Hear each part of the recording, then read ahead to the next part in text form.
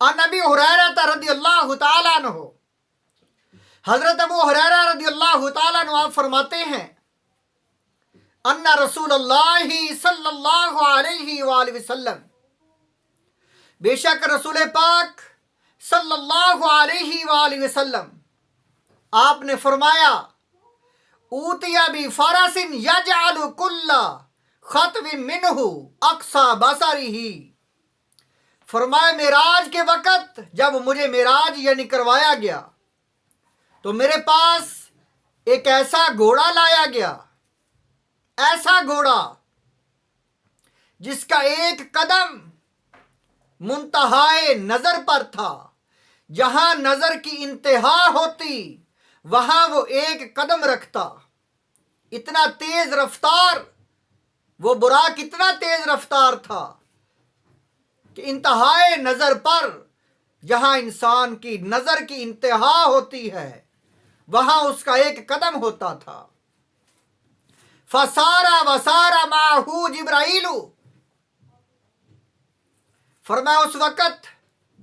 وہ میرے ساتھ چلا، یعنی میں اس کے ساتھ گیا، اس پر سواری کی، اور جبرائیل علیہ السلام بھی میرے ساتھ گئے۔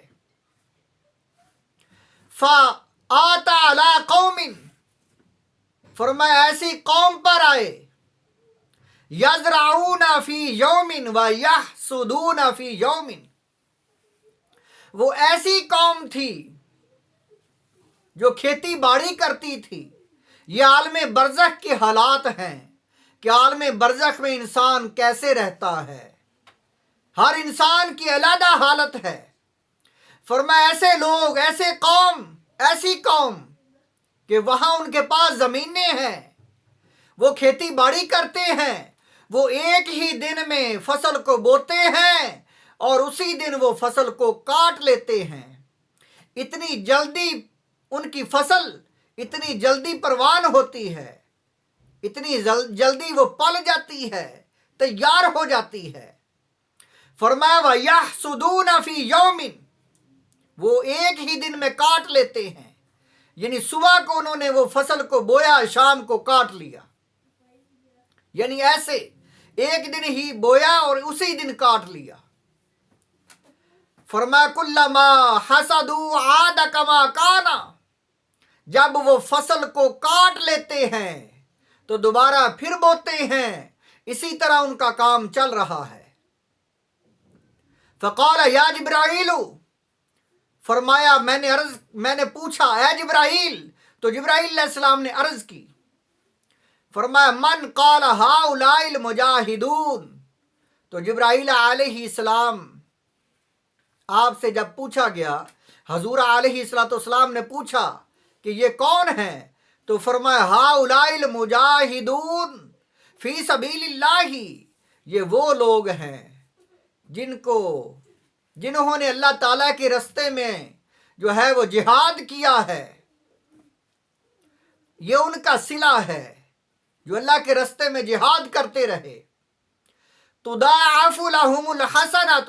ب700 ضعف، کہ اللہ تعالیٰ نے ان کو 700 گنا تک اجر دیا ہے،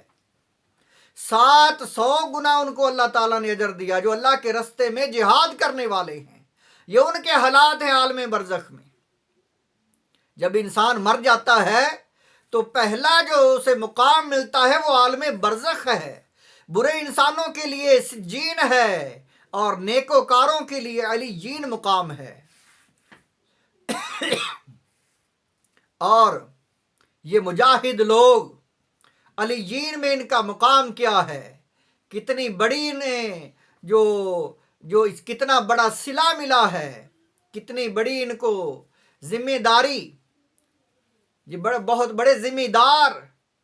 بہت بڑے زمینوں کے مالک، اور ان کی زمینیں کیسی ہیں کہ صبح کو فصل بوتے ہیں، شام کو کاٹ لیتے ہیں۔ فرمایا یہ وہ لوگ ہیں جنہوں نے اللہ کے راستے میں جہاد کیا ہے، انہیں 700 تک اجر زیادہ ملا ہے۔ وَمَا أَنفَقُوا مِنْ شَيْءٍ فَهُوَ يُخْلِفُهُ، کہ انہوں نے جو خرچ کیا ہے، کہ وَمَا أَنفَقُوا، جو بھی خرچ کرو، مِنْ شَيْءٍ فَهُوَ لیفہو کہ ان اللہ کے راستے میں انسان جو بھی خرچ کرتا ہے